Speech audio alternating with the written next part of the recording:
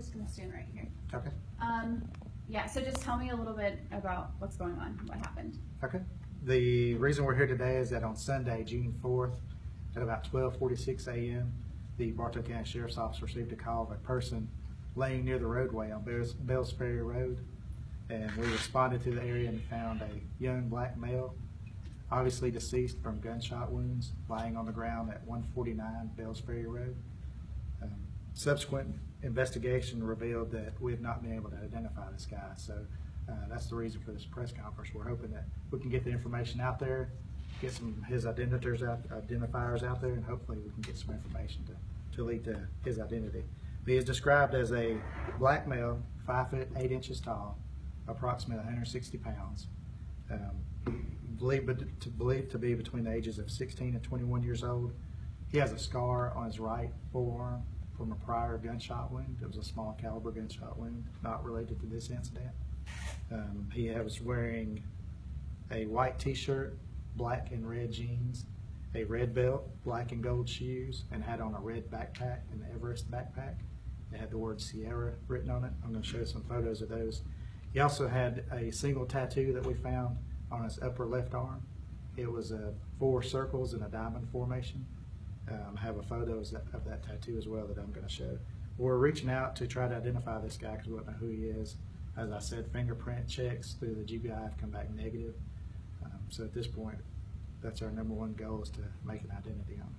And in the area where it happened, I mean, were there any witnesses or surveillance video or anything like that that you guys have been able to? So far, we've not found any of that, any surveillance video. The only witnesses to the crime called in that they heard some gunshots, or the one witness that saw the guy lying on the ground, people that live in the area.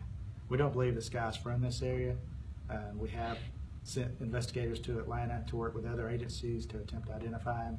We went down there and have received help from the Georgia Bureau of Investigations, as well as the Atlanta Police Department and the Fulton County Police Department.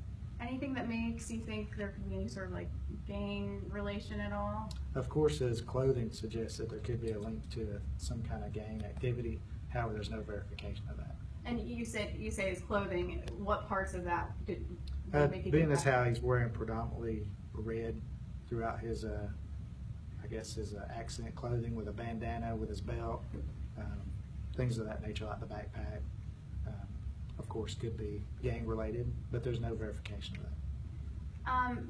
How hard is that? You know, you have a male deceased and you aren't able to, figure out who it is and notify the family. I mean, it's very difficult. Of course, we all have families, and we'd hate to know that one of your loved ones was somewhere and you didn't know where they were, or that you didn't know that they had passed on like this. Of course, it's very difficult from our standpoint as well to solve a crime when you don't know who the victim is or where they're from. Of course, those are the first things you need to do to solve a crime, is to backtrack their activities, and you can't do that if you don't know who the victim is. now in this case, you've mentioned a few distinguishing things: his backpack, the name on the backpack, certain letters. I think you said a tattoo as well. Yes. Do you think those things will be able to help in being able to identify him? I hope this information can get to the people that would recognize those things. Somebody knows whose backpack this is. It says Sierra on it, whether it's his or somebody else's, or whether he wrote that or not. Somebody may know that's their loved one that has this particular tattoo on their arm. So we're hoping that information will come in that will help us to identify it.